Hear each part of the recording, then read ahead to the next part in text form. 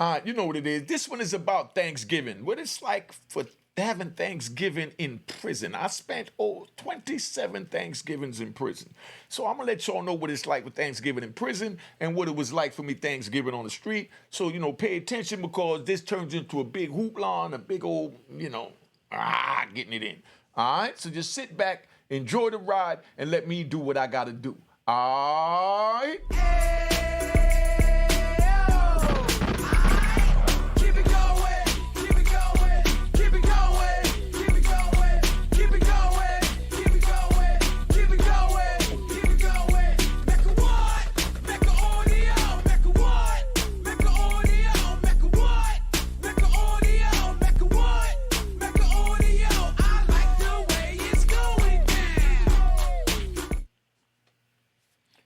You know what it is. Unique Mecca Audio, man. I'm going to tell you about typical Thanksgiving in prison so you know what it was like, and I'm going to break it down to, what it was like on the street. All right? Well, in prison, this way Thanksgiving is. It's Thanksgiving weekend in prison, all right?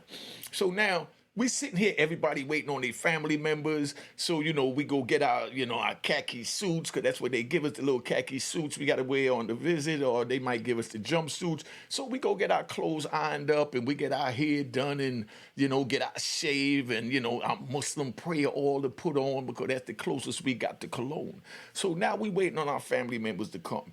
While we sitting there waiting on the family members to come, I decide to pull my chair up to the back of my door, and I'm dressed. I'm just waiting on them to start doing visit. So while I'm sitting over there chilling, I'm watching the game, and I'm just, enjoying it. And, there was a big game on because we in the West Coast. So it was a game on that started in the East Coast, and one of the teams was winning, right? One of the teams was winning, and the bookie for the joint, he come up with a plan with his DC homie.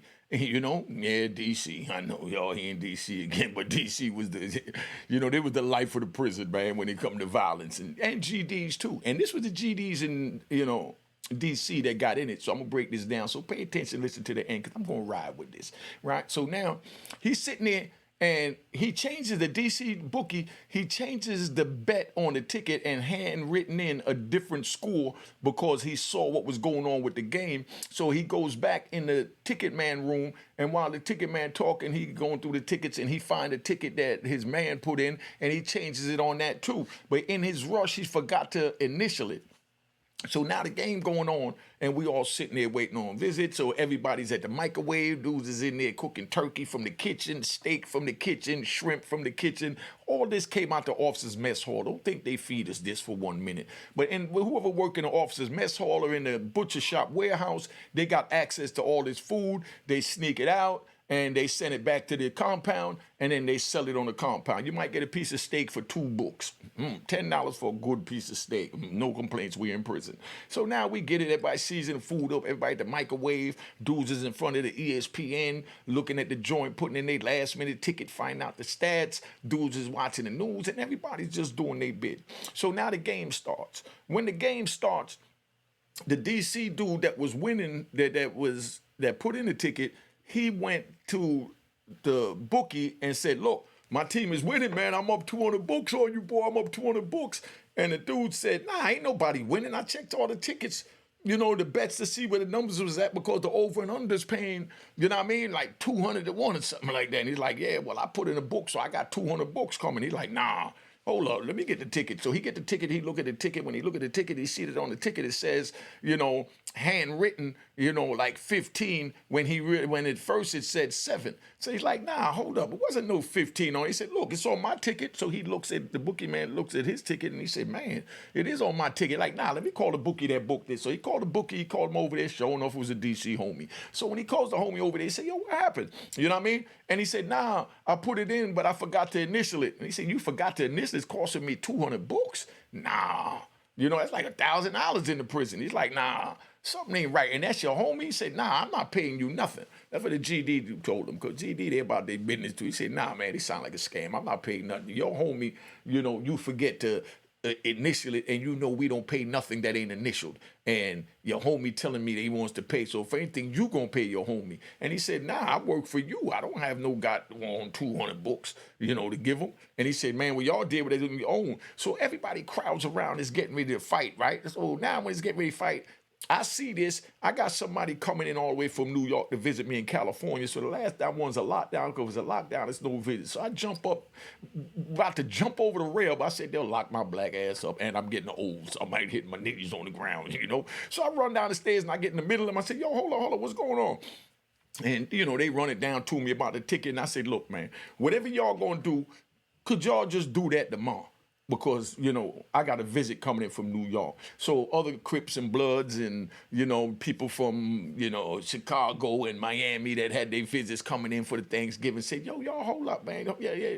Like Unique said, give us till tomorrow, man. Our family don't pay for these tickets and we trying to see our family. Plus we got the big turkey meal tonight. Man, don't mess this up, man. So they agreed to, put it on pause. They said, all right, well, we're going to deal with this tomorrow. All right? Now, right? I don't hit you over the intro. So let me get you the intro again, because I'm getting ready to take you on another journey, because it's a Thanksgiving special. All right?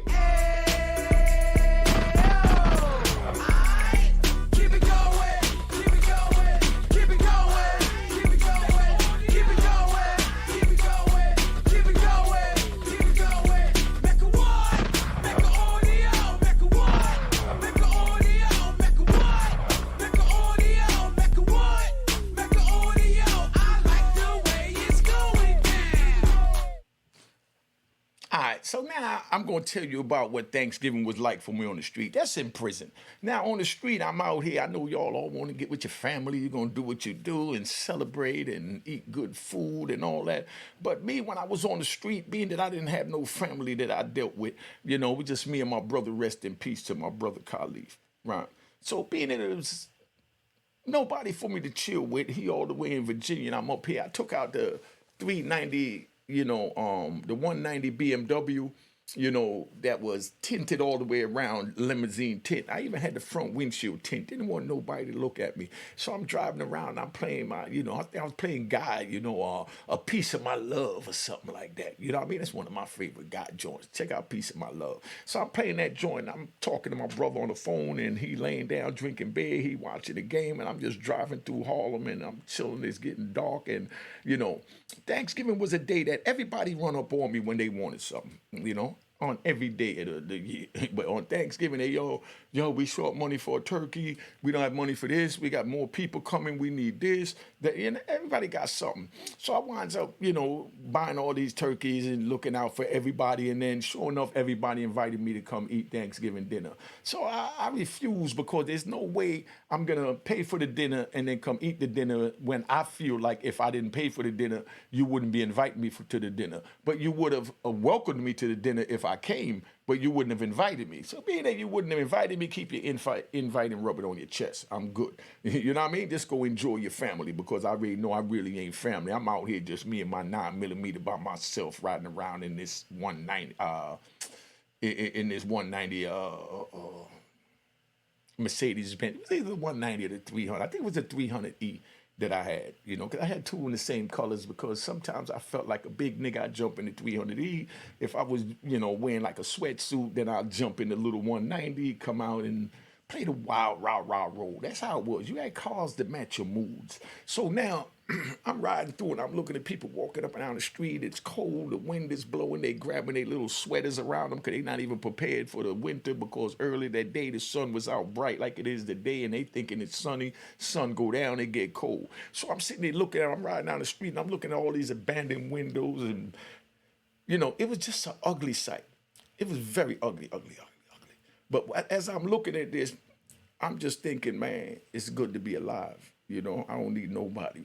You know what I mean? And that's how I'm thinking. I had to keep telling myself that to deal with the fact that I had no one. Because, you can't trust no one. Like I told y'all in previous videos, I got with my 7 and 8-year-old sons, and one got in the front, one got in the back, and he went and sat behind me. I had to tell him, yo, scoot over to the right. You know what I mean? He looked over, huh? I said, nah, sit behind your brother. He said, nah, but I'm talking to him. I can see him better from the passenger seat from over here. And I had to tell him raw, straight up. I said, look, my nigga, you living with your mama and her new man. I don't trust the nigga, and I don't know what he gonna do to you because your mind is not as developed yet. So I don't know if he's gonna tell you to throw a rope around my neck or stick a little fork in my neck or something. And my son looked at me like, huh? I said, yo, come on, man, just go get on the other side. But I had to give it to him raw because that's how I wanted to raise my boys to know the real, you know? So anytime they get in the car, they knew not to get behind my seat. And these are my sons. I'm telling you now, 2023, that's dead wrong, but I'm going to be honest, I still wouldn't do it in 2023 because I'm still stuck in my time where I don't trust no one. I couldn't even trust my own son from sitting behind me. He was 7, 8 years old, you know, but that's how hard it is. So we riding and we decided to go to this little, you know, freak house that beat me, come over for Thanksgiving dinner. Said she had her buddies there and they're going to turn us out, you know, but, you know, this is a Thanksgiving joint. So I'm gonna say that. But if y'all want to hear what happened with Thanksgiving when we went to the little freak house for Thanksgiving, had a little Thanksgiving, you know, put it in the comments. But anyway, let me get back to the prison, you know, because like I said, I like to ride, you know. We riding. So now we back in the prison. So everything is going crazy, and they, you know, they teamed up. Everybody agreed to wait. So that night we went and got our turkey dinners, and when we went and got the turkey dinners, they also gave us ice cream. Only way to get ice cream in prison is to buy it. But now for Thanksgiving, they gave us the same ice cream that you normally had to buy for $3 in the commissary for free. Everybody got an ice cream. So, you know, they wrote that off and said that they, you know what I mean, that they gave, let's say, you know, 2,400 ice creams out when they only gave out 900, but that's a little tax write-off. That's the way everybody make money. Nah, they do.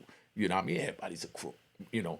So now, we eating our ice cream and dudes trading they turkey for ice cream and this for that. And everybody's just trading, and that's how we doing it. Jordan, that's a good day because everybody have something. Even the brokest dude feels like an equal on Thanksgiving and Christmas because they have these big meals where they give you all these little goodies. Like at nighttime for dinner time, they used to give us a little box with like 8 pieces of chicken wings, buffalo wings. We don't get buffalo wings in the prison, but on holidays. You know what I mean? Like I remember 2019, you know, Thanksgiving, they gave out a whole pheasant.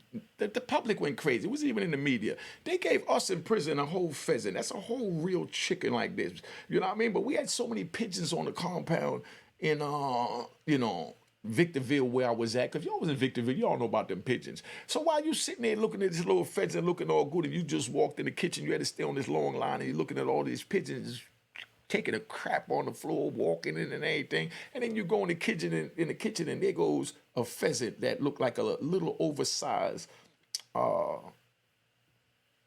that? Penguin. What the hell I just said? Pigeon. You know what I mean? See what I'm saying? My mind all over the place because I'm burnt out. Yeah, I'm burnt out, but you know, yeah, I'm who I am.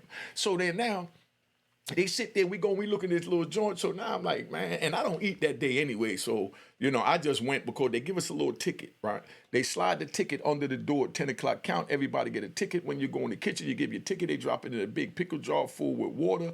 And, you know, so they know who eats. So you got to have a ticket to go, and they guard the tickets, you know, tight so you can sell your whole ticket. So, you know, my man wanted the ticket. I normally wouldn't even take the ticket, but I went up there and, you know, got the tray for him and gave him the tray, and we sitting down and we talking, and then they talking about the game. And, you know, we had all types of conversations then. We had conversations like, let's talk about this one. You know, like you heard about the new lawsuit. Aaron Hall talking about, you know, like I said, I'm riding.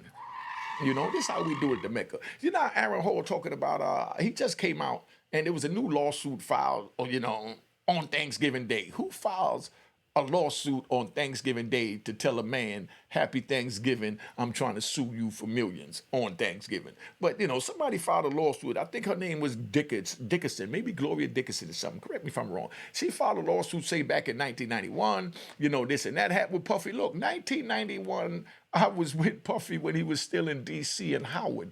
You try to sue a man from 1991 before he got $1, you know, for a bag of money right now, 2023, because he got money because you saw Cassie go up there, pull the stunt, and he folded too quick. You know what I mean? Which if he wouldn't have folded, all that stuff would have came out. They didn't want to come out, whether it was true or not, it would have came out. So now, you know, Cassie got her money that quick. So now every scallywag, you know what I mean, in the world that ever crossed paths with P. Diddy is coming to get a piece of that money. See what you did, Diddy? Bad move. Bad move. But anyway, so, these are the conversations we might be having. Man, you see that joint with Diddy, man?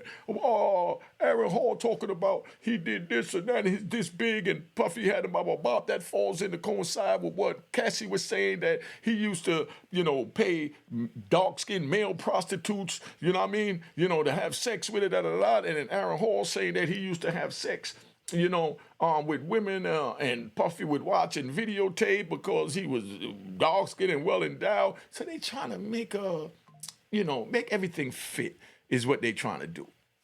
So now, these are the conversations we having in prison. Then they had stupid conversations like, yo, who you think got more money, Tupac or Biggie Small? You know what I mean? And they argue about that and get to the point where they want to fight, So these are the conversations we having that evening while we sitting around. And mind you, they just said they're going to give a truce on that situation. So dude that hit the ticket, he figured that the ticket man ain't going to want to go to the hole if he started something with him tonight because he got too much money out. And if he go to the hole, everybody that put in bets is going to want their money back. So when he come out, they're going to have to get that back. Then he going to lose this. He going to do that. He got too much. So, of course, DC rose up on the GD dude and said, yo, what's up, man? I want my money. So somebody peeped and said, yo, family, didn't we say we're going to wait till tomorrow, man?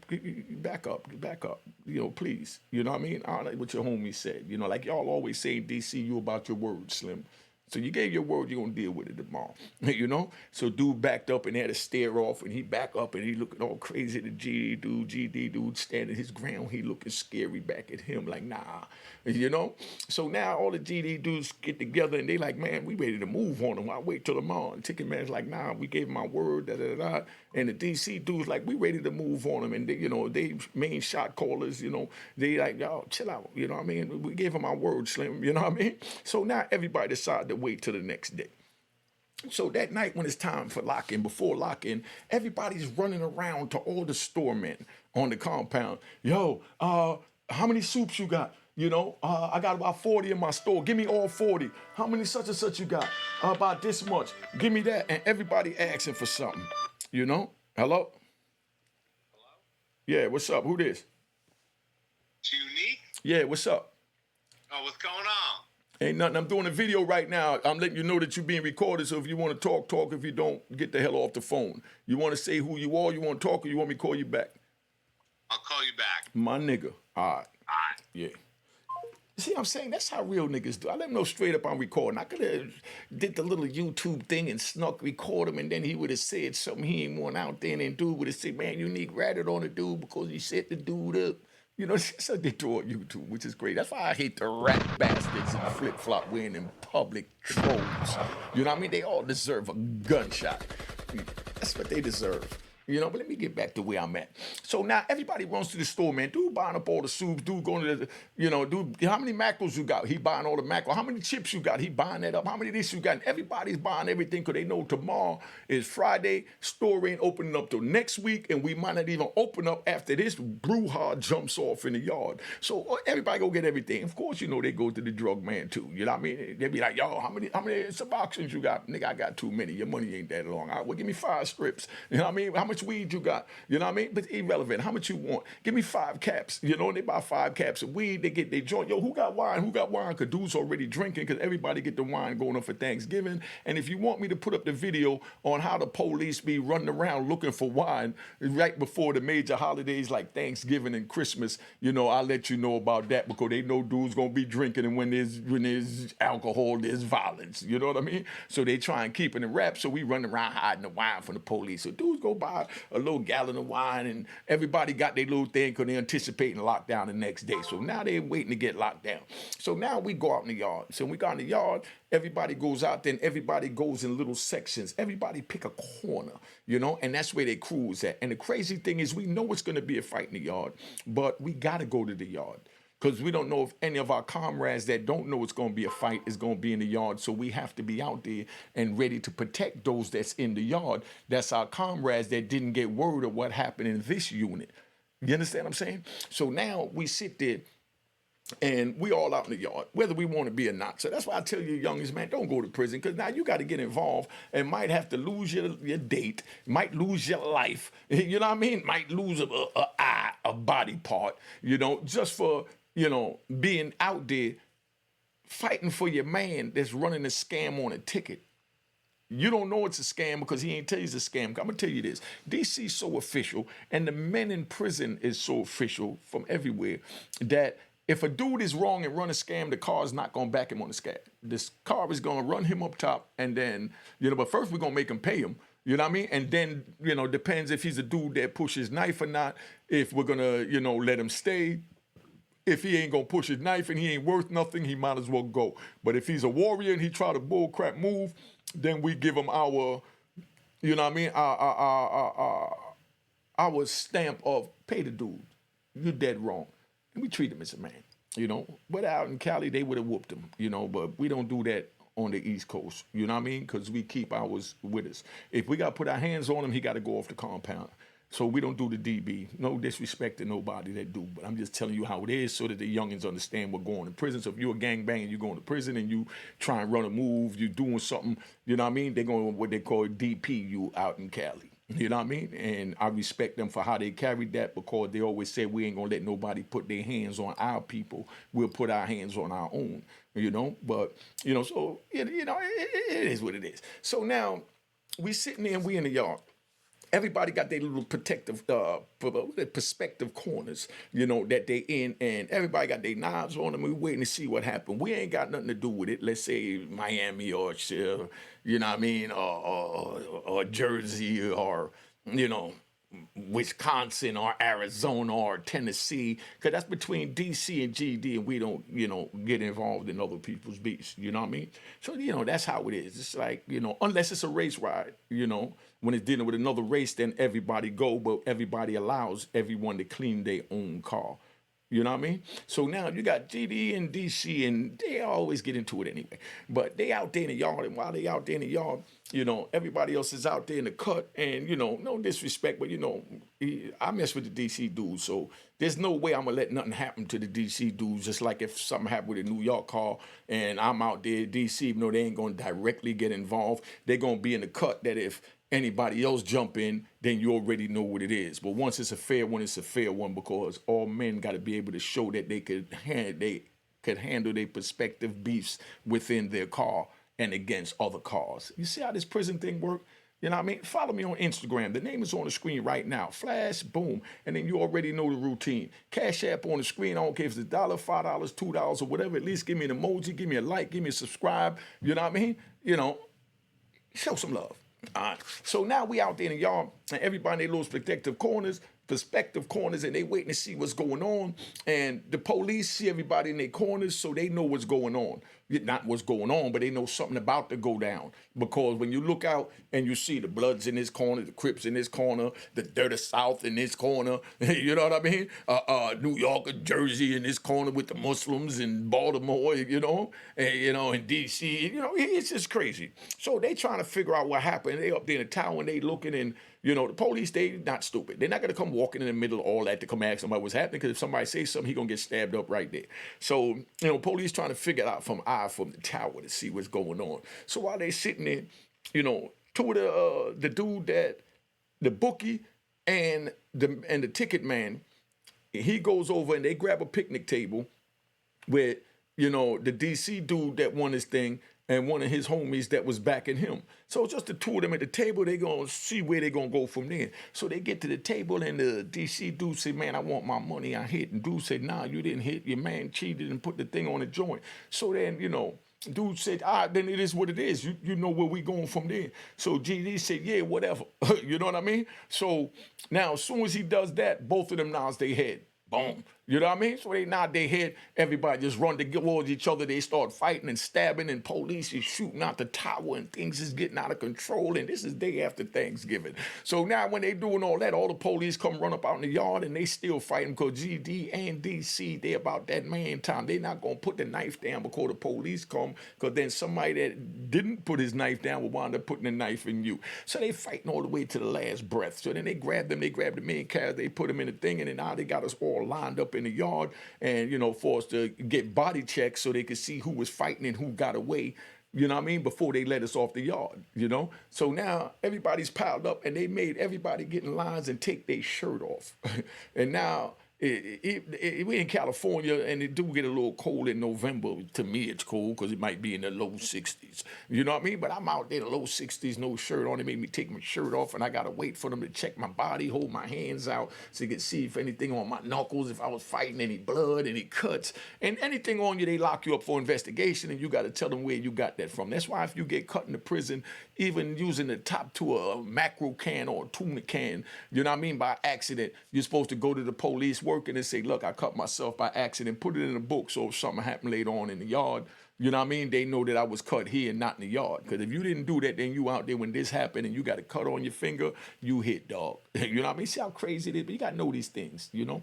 So they sitting there, they fight, so the police locks them up, and then they walks us in the unit. So when they walks us in the unit, everybody going in the unit, and as soon as we go in, dudes is running to get to the shower. So now you got 50 people trying to get in one shower. Then everybody running to the microwave. So you got 50 people trying to get to the microwave, and there's only 3 of them. And then you got everybody running to the phones.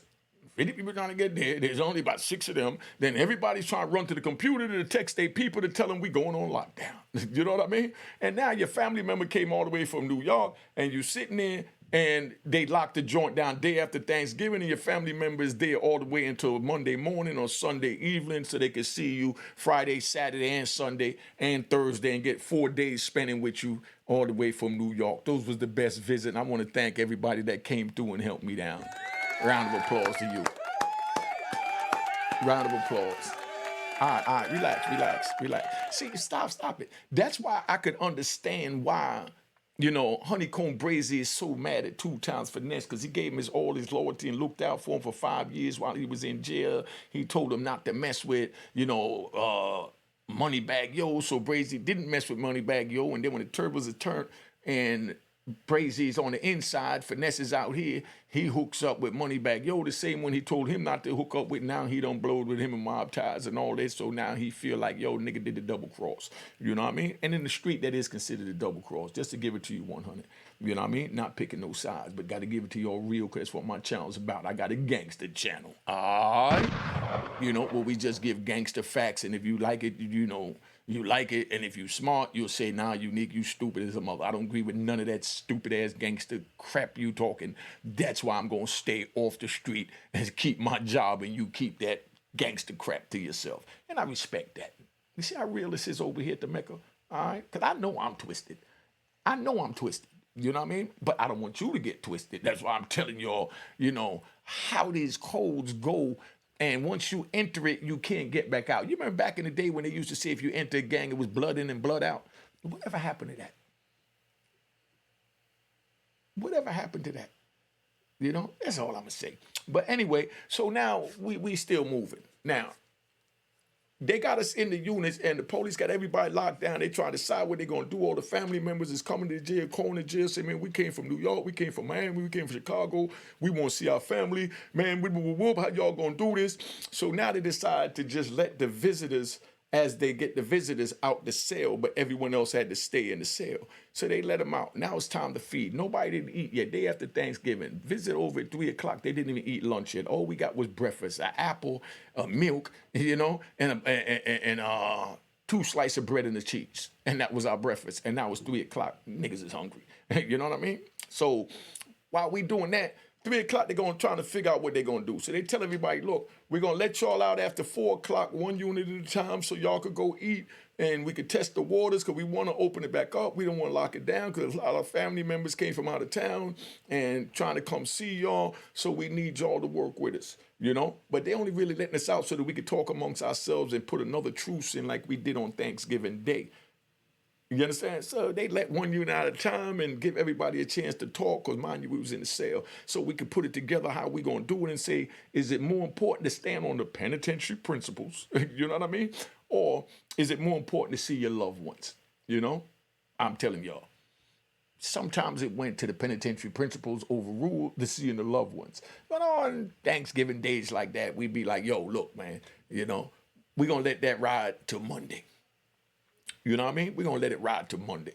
So we go eat, everything is right, you know, and The next day they open up visits, so the families is back running, so everybody's out there and everybody know what's gonna go down on Monday. But everybody's just chilling, staying out of everybody's way because it get real crazy, right? So this is the life in prison. So if this is what y'all want, feel free to go at it. You know what I mean? So I'm gonna just tell y'all right now, you know, make sure you like this video, subscribe to this video, give me emoji at least, you know what I mean? To acknowledge that you're here for me. You already know Instagram is on the screen and Unique Mecca Audio, follow me, and there goes the Cash App. All right, make sure you hit it, say it was created in 2020. Make sure y'all tap out and know that happy Thanksgiving from the Mecca.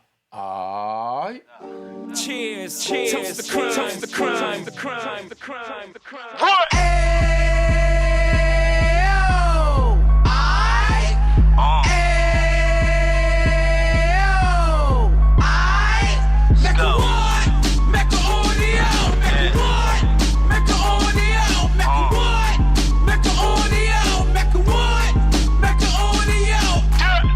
Fresh out the can of 26, yeah. He back on the strip, getting back in the mix. Yeah. What he mentions a gift. Right. You stand up 10 toes down, and I suggest you pay attention to this. Real. Take a little gully posse and put it in Harlem. He cut from the bottom, came up from the bottom. Drop the book, you should go and get it. The Instagram page and the YouTube, you could go and visit. Yeah. Then you could consider yourself LinkedIn. Real. Sit front row and get Jews from a kingpin. How he went through it, so you ain't gotta go do it. To not pay attention would be stupid. Talking about a man that probably put your grandfather on. Probably the reason that him and your grams got along. A man that generated millions on the block, did his time, never squilling to the cops, Mecca Audio.